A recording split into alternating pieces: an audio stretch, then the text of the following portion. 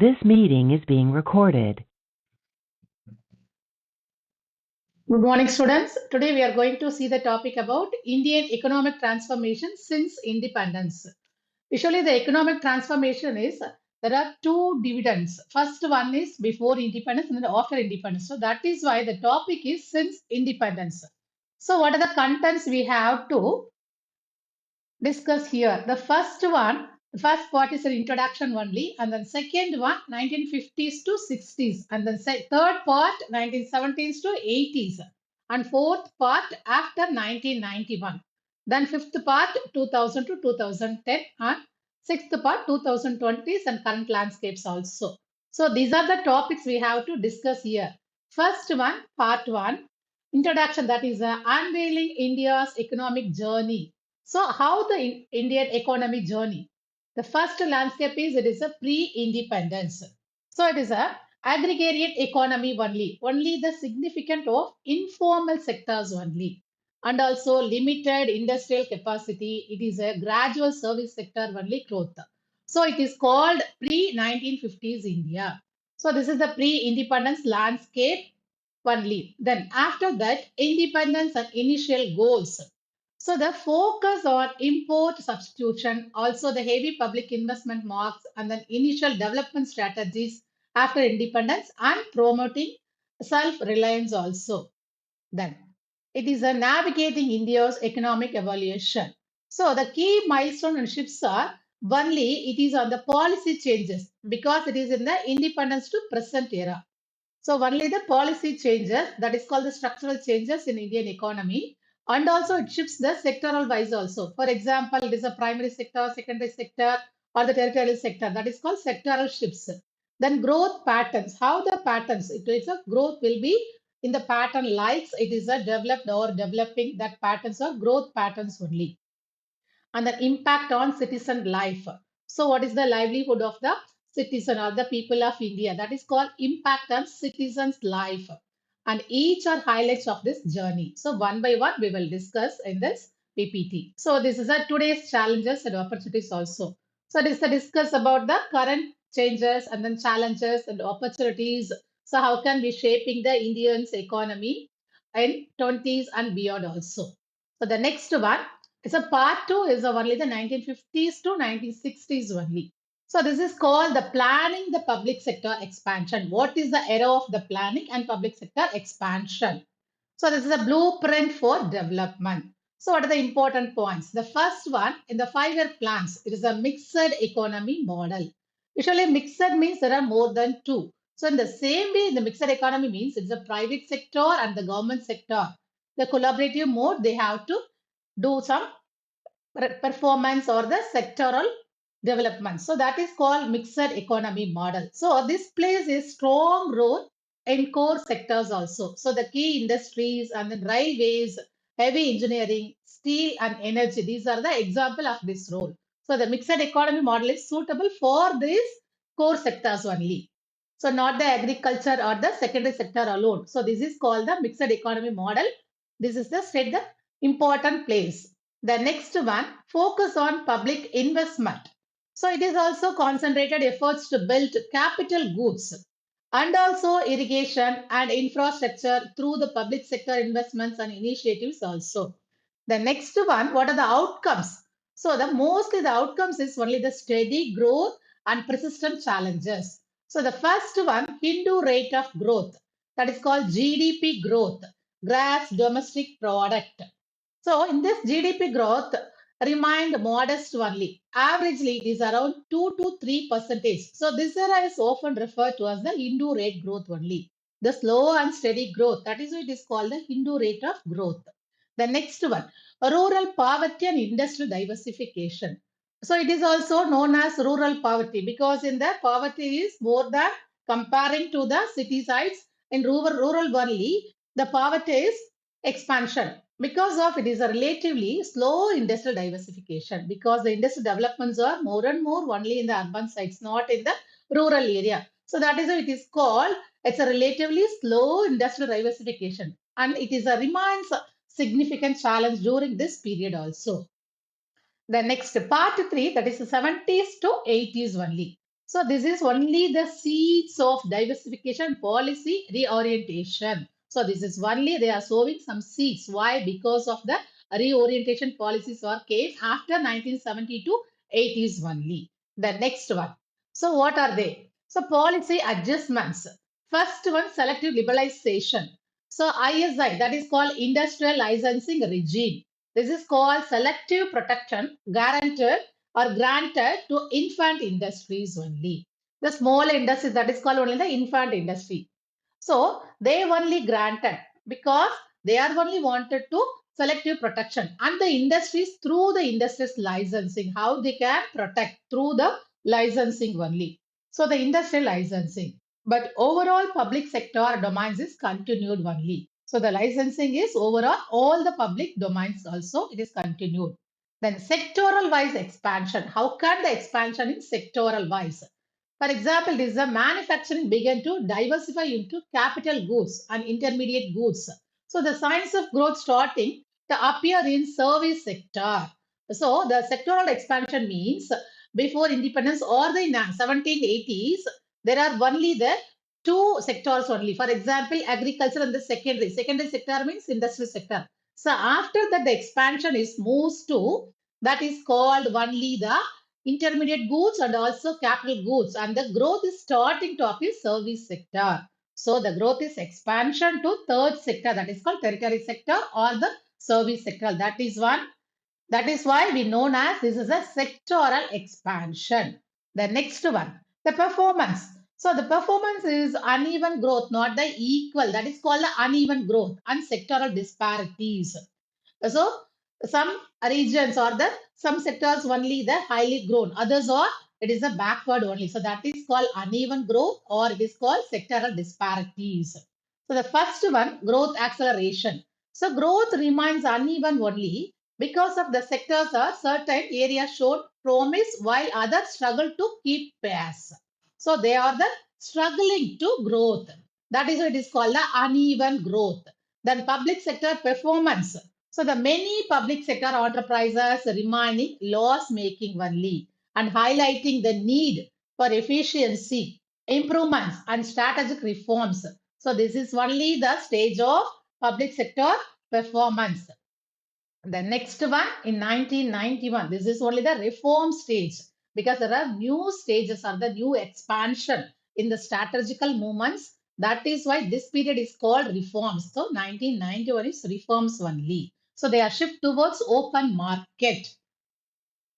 So what are the key points of the changes? That is a liberalization, deregulation. That is called the open market. So these are the key policy changes. First one, devaluation and trade liberalization. Rupees devaluation.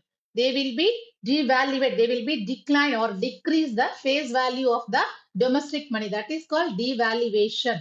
And trade liberalization. Liberalization means where or when or which they will be go to start the trade. So that is called liberalization. There is no struggling. That is called trade liberalization. Liberally they will do in trade in which country or whatever may be or in the world.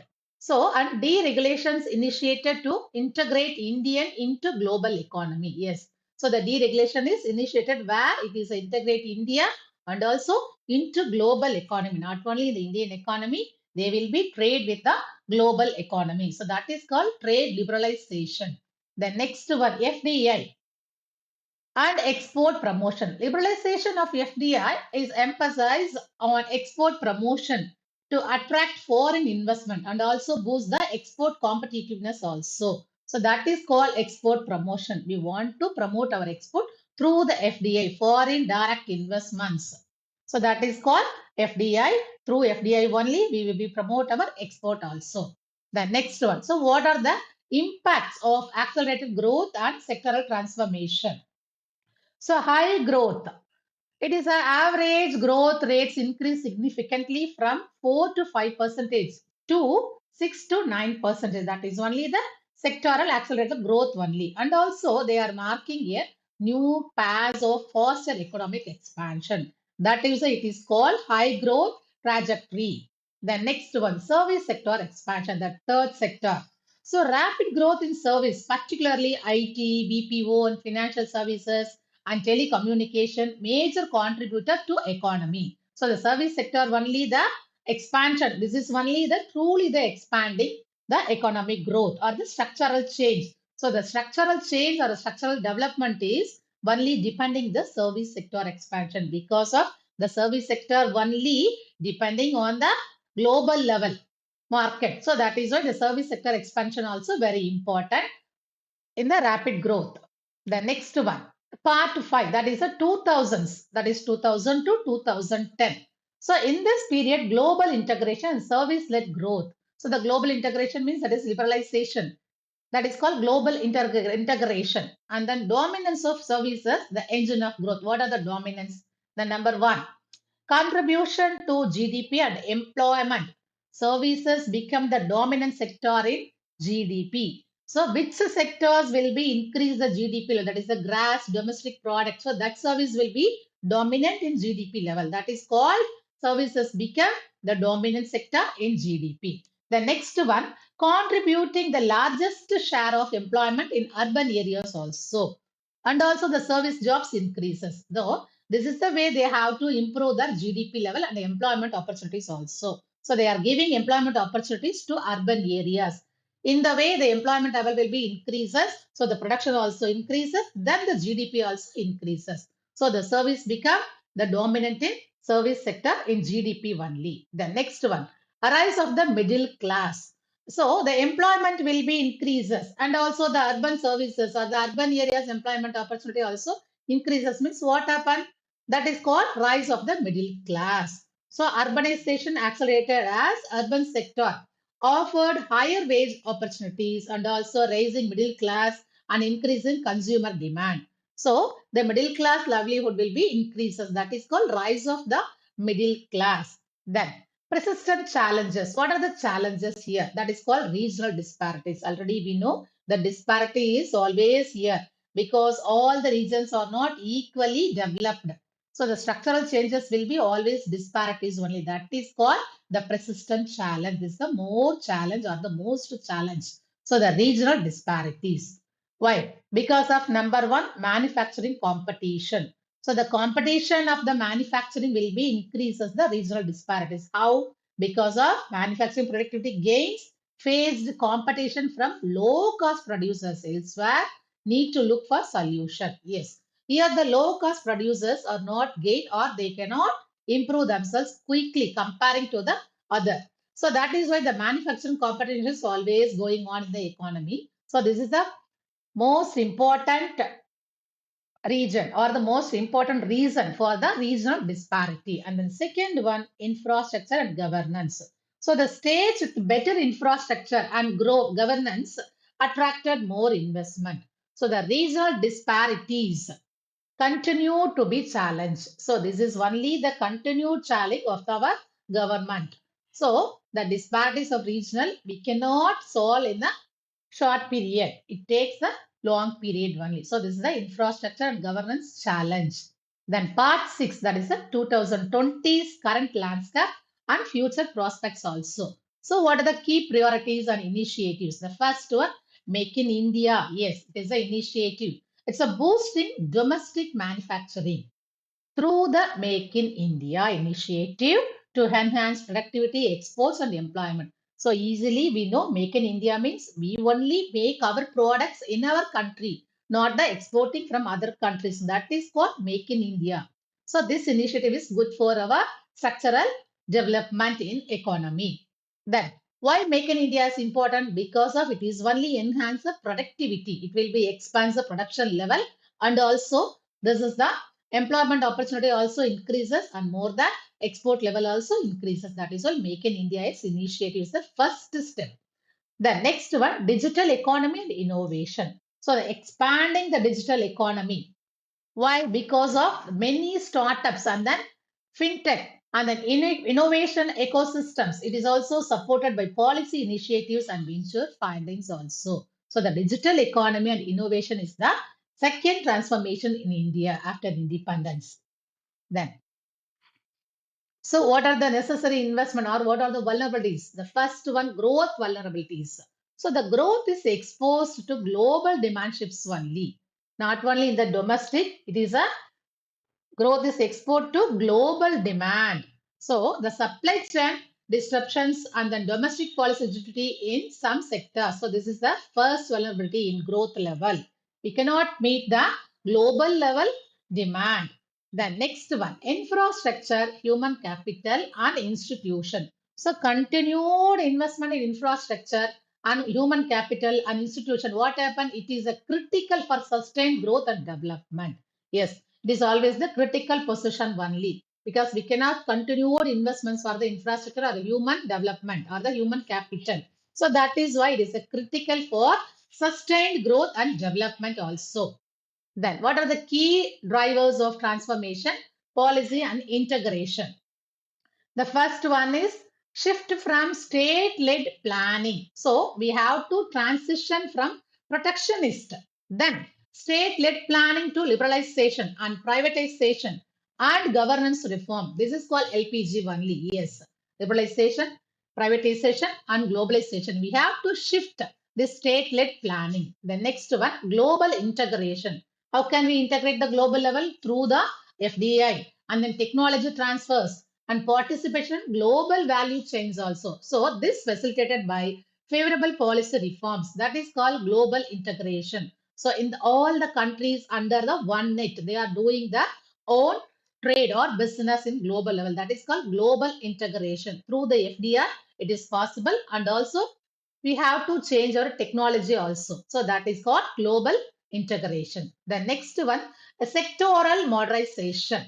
So the first one, manufacturing modernization, and the second one, agricultural enhancement. The first one, manufacturing modernization means investment in capital intensive industries. So what are the large scale industries? That is called the investment in capital intensive. For example, cement factory or iron and ore factories. So these factories have huge level of investments. That is called capital intensive industries. And automation and the integration with global supply chains improves effectiveness. This is called a manufacturing modernization. We have to improve our capital to the huge level of industries only. Then second one, agriculture enhancement. So in the primary sector, agriculture. So we have to or we need to enhance this sector also, the primary sector. Without the primary sector, we can't achieve our secondary and third sector. So how to enhance in the agriculture? Irrigation and better input markets, credit facilities, and the extension of services and agro processing, it will be rise the productivity and also the income in agriculture also. So how can we improve the agriculture product and how can we improve the income of agriculture? How can we improve the lifestyle of the farmers also? That is called agriculture enhancement. That's all. So these are the slides explain independence, after independence or before independence, Indian economy transformation since independence. So this is the transformation of Indian economy. I hope you all are understand this topic. Yeah, this is a very, very important and basic for our Indian economy. How can they transform the growth in Indian economy? Yes, thank you, students.